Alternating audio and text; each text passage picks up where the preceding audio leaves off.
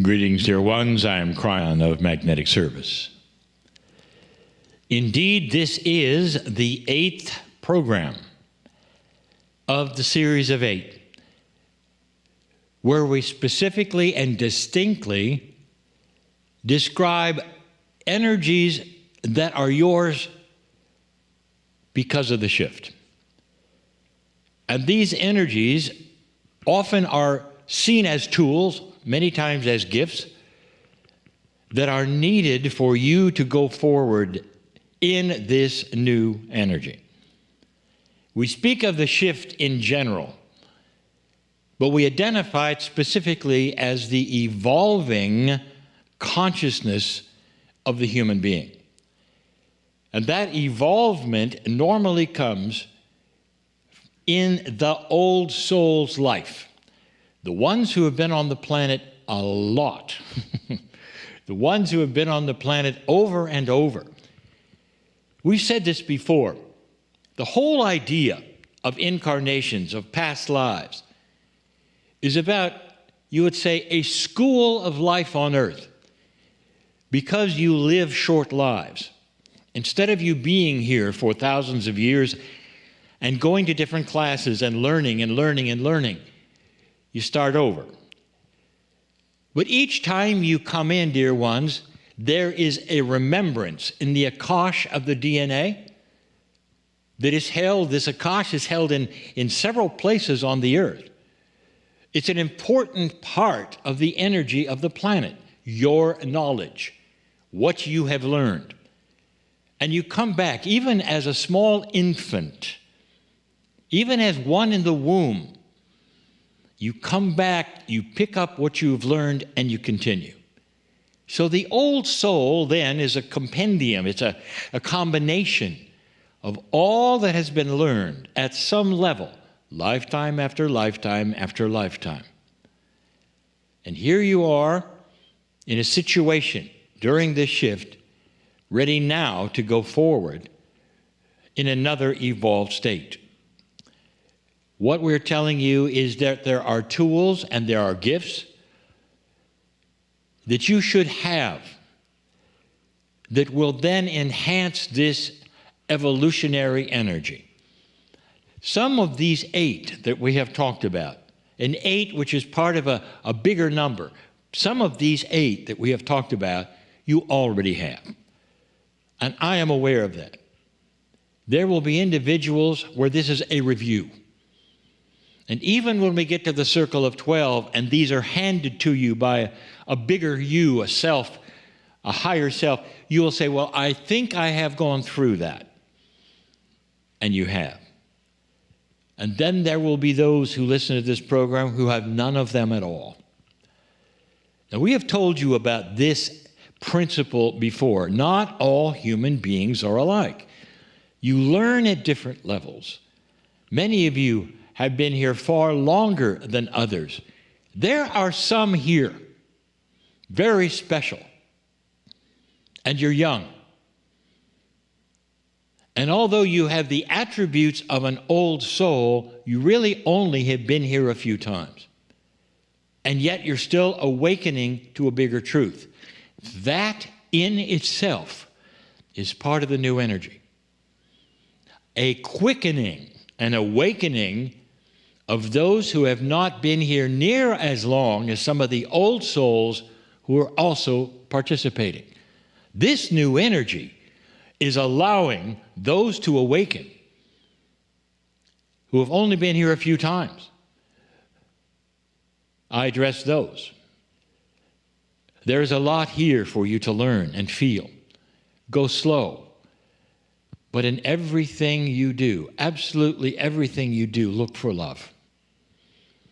I want you to look for love. That is the test. Is it correct? Is it not correct? If somebody gives you a list of things you have to do, look for love. Does it feel correct or not?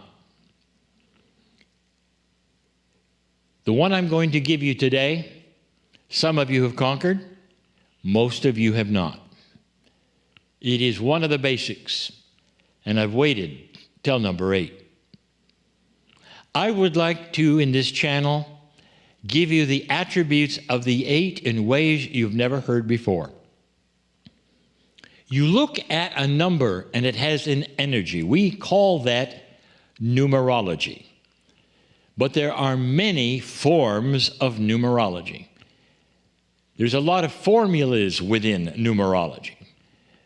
I have given you some of the basic forms and meanings and energies that come from the ancient Tibetan meanings.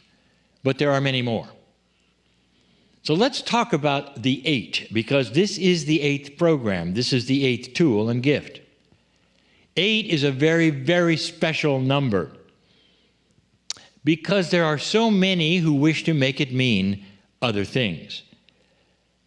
The thing that you may not understand is that all the systems are correct.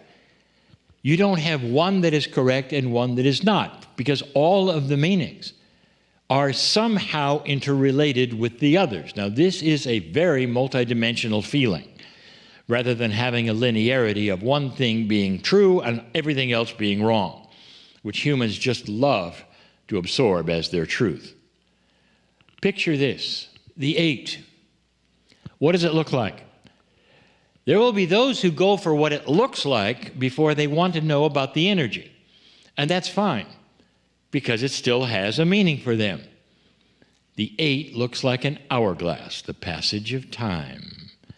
So some will see the 8 as an indication of the time that is passing and what to do with that time. That's valid. Time is passing. It's a new time. It's a time for you to learn about what the 8 means. There are others who will put the 8 on its side. The 8 then becomes the infinity loop. And they will say, well, 8 means the infinite of time. No beginning, no end. It's always in a circle, and it's infinite. It's a good meaning for the 8. In Tibetan numerology, the 8 stands tall as abundance. But it's abundance of whatever it is you're working with. The abundance of love, the abundance of wisdom, the abundance of experience on the earth that lets you do this very study or makes you want to do this study. So you have a very timeless number that's trying to tell you about the abundance of something.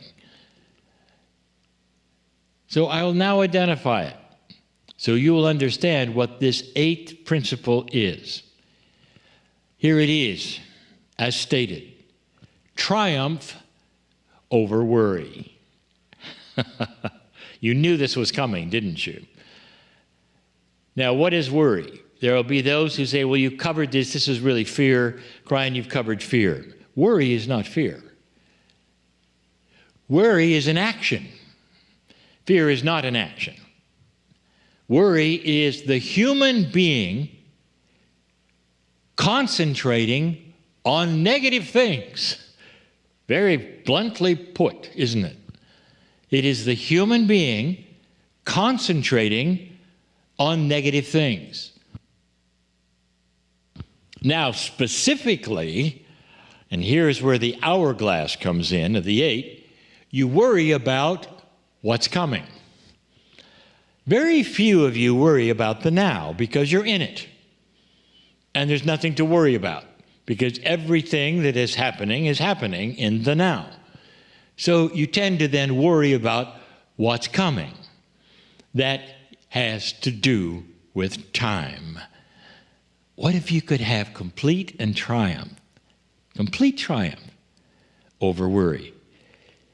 So there would be not a thought about, what am I going to do when this happens? What is this going to be like? What are they going to say? What's going to happen when this or when that? There are so many things to worry about, aren't there? In fact, I'll bet you, any of you, could make a list right now of what to worry about. Some humans not only make that list, they go through it every day. You know what that does? It changes your chemistry. It changes your chemistry. If you want to concentrate on what might happen to you and worry about everything that could, it changes your chemistry. Not only that, dear ones, I'll give you the big one. When you worry, your body sees you worry and thinks that this is the mode that you're most comfortable in. The body wants to cooperate with your consciousness. When it cooperates with a worrying consciousness, it changes its chemistry to cooperate with the worry. If you're worried about a disease, the disease will come see you. How do you like that one? If you worry about the worst kinds of things that might happen, they are the things that often happen. I would like to give you triumph over worry. I'd like to discuss it even more in the Circle of 12 tonight. But this is a tool, triumph over worry, which will change how your life unfolds. If you're a worrier, dear ones, and you know who you are, it's necessary, this gift, this tool, for you to have triumph over it, victory over it, so it's not the first thing that happens to you when you think of a situation. It becomes the last. And the first is instead a reframing of what's going to happen. Instead of a worry, an affirmation, a positiveness. Even if you must trick yourselves every day for a while, when you catch yourself worrying, instead, I affirm the best thing, the most benevolent thing, not the worst thing. It's a tough one. We've waited till the end, perhaps, for the hardest one. But this is why, dear ones, you may, if you wish, give permission for this gift in your life, the end of worry.